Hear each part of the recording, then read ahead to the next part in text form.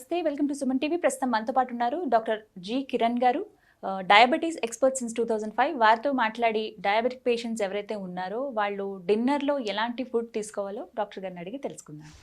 నమస్కారం సార్. నమస్కారం. Yes sir, మంచి బ్రేక్ఫాస్ట్ చేయాలి, మంచి లంచ్ చేయాలి, ఎలా ఫుడ్ తీసుకోవాలనేవి మీరు గత వీడియోస్లో మాకు చెప్పారు. అండ్ డిన్నర్ విషయానికి వస్తే డయాబెటీస్ పేషెంట్స్ అనేవాళ్ళు 2 చపాతీ తినిద్దాం, రైస్ వద్దు అంటారు.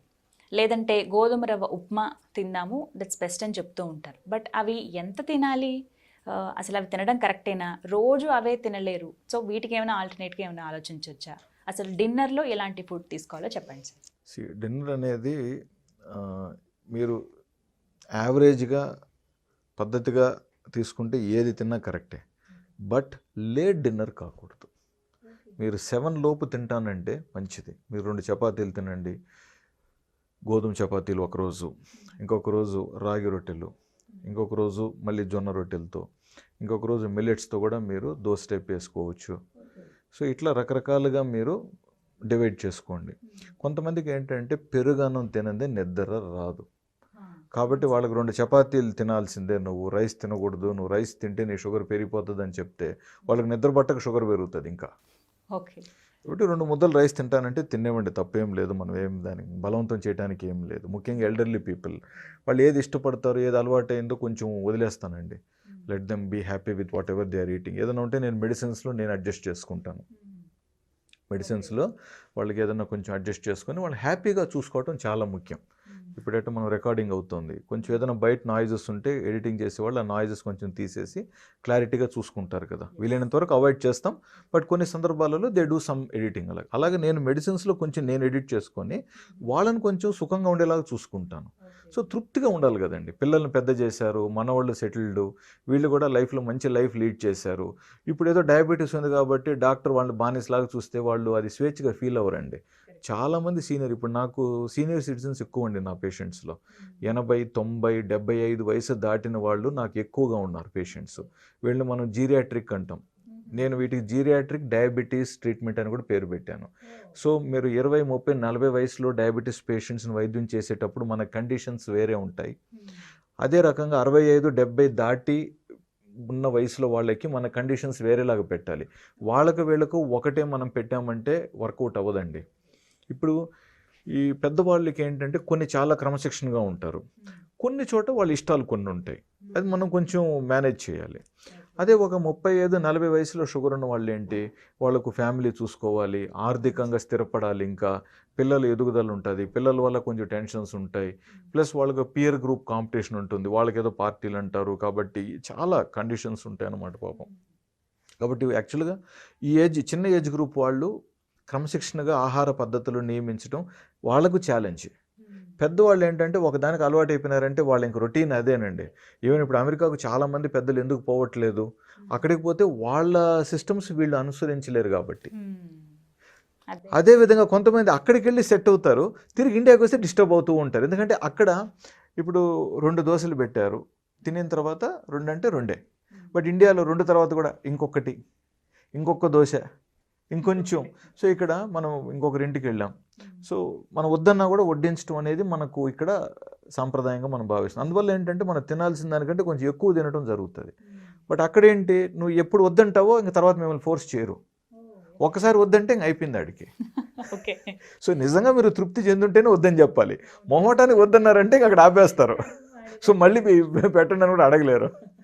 సో అలాగా మెయిన్గా 6:30, 7 లోపు డిన్నర్ చేయగలిగితే మాత్రం అదృష్టవంతులండి.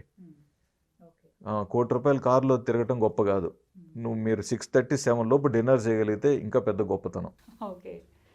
లేదండి నేను 10:30, 11కి పడుకుంటాను, అప్పుడు నాకు మళ్ళీ 7 గంటలకు తింటే నాకు 11 గంటలకే నిద్ర వస్తుంది, మరి అప్పుడేం చేయాలా? అప్పుడు ఇంకొక ఫ్రూట్ తినండి, ఒక యాపిల్ తినండి, ఒక జామకాయ తినండి, లేదా ఇంకొంచెం కొన్ని పౌడర్స్ మనం కొంచెం పెద్దవాళ్ళకి అడ్వైస్ చేస్తూ ఉంటాం. అలాంటివి డాక్టర్ని కనుక్కొని, మీరు సొంత ప్రయోగాలు కాకుండా మీకు డాక్టర్ ఏది బెస్ట్ అంటాడో అలాంటి పౌడర్ ఏదైనా మంచిది, వైటమిన్స్, కాల్షియము, తర్వాత లో గ్లైసెమిక్ ఇండెక్స్ పౌడర్ని వాళ్ళు సలహా ఇస్తారు.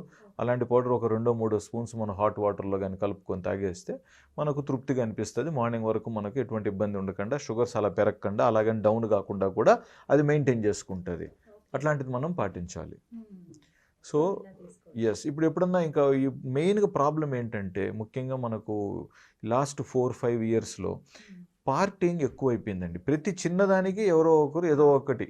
ఇప్పుడు ఫస్ట్ బర్త్‌డే, సెకండ్ బర్త్‌డే, లేకంటే ఇంకొక పెళ్ళి, లేదా ఇంకొకటి వాళ్ళు అమెరికా నుంచి అబ్బాయి ఇండియాకి వచ్చాడు, లేదా ఇక్కడి నుంచి ఆస్ట్రేలియాకి ఒకరు పోయారు.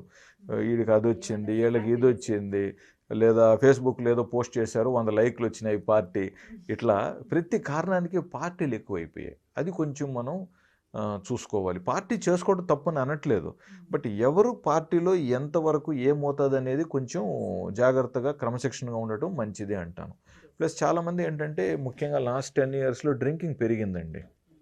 ఎస్పెషల్లీ హైదరాబాద్‌లో చాలా డ్రింకింగ్ పెరిగింది. ఒక రకంగా అది అంత కరెక్ట్ కాదు. ఇప్పుడు కొంతమంది ఏంటంటే ఒక చిన్న మోతాదు తీసుకొని క్రమశిక్షణగా ఉండగలిగే వాళ్ళకి పర్వాలేదు, మనమేం అనట్లేదు. బట్ దొరికినప్పుడు దొరికినంత అని చెప్పి తాగిన వాళ్ళకి మాత్రం ఖచ్చితంగా లివర్ ప్రాబ్లం గానీ, కొలెస్ట్రాల్ పెరగటం గానీ మనం గమనిస్తున్నామండి. ఆ తర్వాత వీళ్ళు ఖచ్చితంగా మానేయాల్సిన పరిస్థితికి వస్తారు. సో అలాగా అతివృష్టి, అనావృష్టి దేనికి? అదేదో లిమిట్ కరెక్ట్‌గా మెయింటైన్ చేసుకుంటూ హ్యాపీగా ఉండొచ్చు కదా మనం. సో ఇవన్నీ ఆలోచించుకోవాలి. సో డిన్నర్ అనేది పర్టికులర్గా ఇంత అనేది చేయాలి. చేయాలి. చపాతీ తినొచ్చా సార్? తినొచ్చు, మీరు తినండి. చపాతీ తినండి, ఉప్మా అన్నీ తినొచ్చు. ఏదన్నా తినండి. బట్ రొటేట్ చేసుకుంటూ ఒక దాని మీదనే కాకుండా యెస్. అలా చేసుకోండి. బట్ అన్నిటికంటే మెయిన్ అండి వాటర్ తాగాలి. At least 3 litres, 2½ litres of water అనేది ముఖ్యమండి. పిల్లలైనా సరే, పెద్దలైనా సరే. పిల్లలకి మేబీ కొంచెం తక్కువ ఉండొచ్చు. పెద్దలకు వాటర్ తగ్గట్లేదండి చాలామంది. దీనివల్ల చాలా ప్రాబ్లమ్స్ వస్తున్నాయి. అందులోనూ ఏసీలో కంప్యూటర్ ముందు కూర్చొని పని చేస్తూ ఉంటారు. కాబట్టి అసలు దాహం అనేది తానంతట తాను ఎయ్యదు.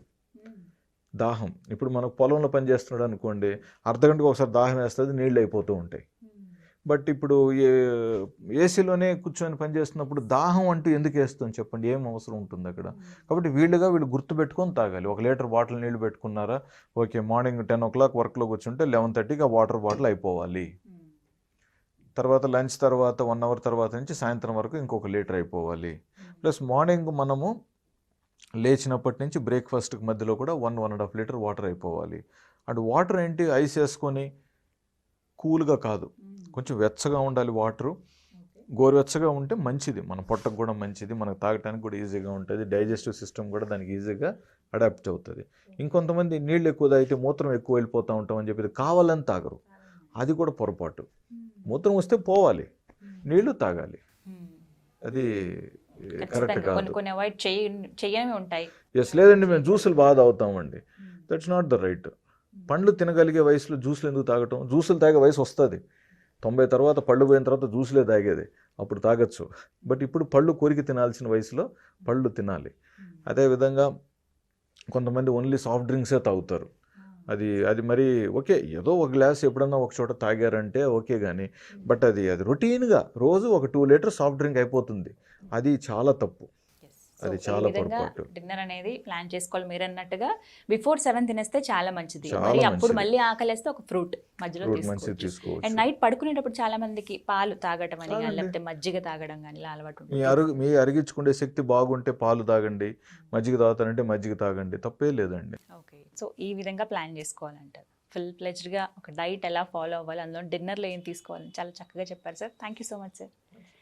చూసారు కదా, ఇది ఇవాల్టి వీడియో. ఈ వీడియో కనుక మీకు నచ్చినట్టయితే లైక్ చేయండి, షేర్ చేయండి, కామెంట్ చేయండి, మా ఛానల్ను సబ్స్క్రైబ్ చేసుకోండి.